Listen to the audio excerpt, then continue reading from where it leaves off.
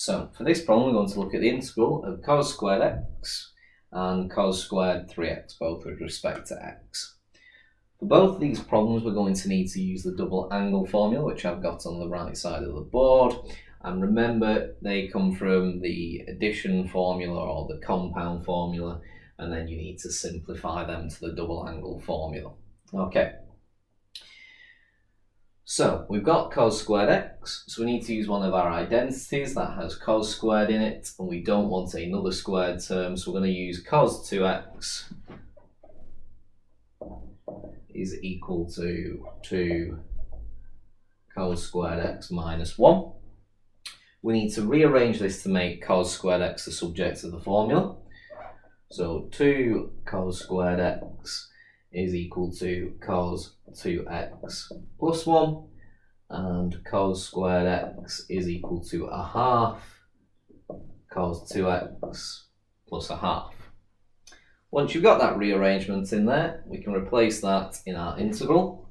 So really we're integrating a half plus a half cos 2x with respect to x. The integral of a half with respect to x is x over 2. The integral of cos is sine, so you get plus sine of 2x divided by the differential of the 2x, which is 2, and this other factor of 2, and 2 times 2 is 4, so we divide by 4.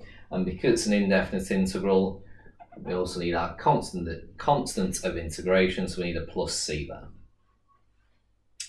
For part B, we want to integrate cos squared 3x with respect to x. So it's a similar idea again, but this time, because we have 3x times 2 is 6x, so we're using cos 6x is equal to 2 cos squared 3x minus 1.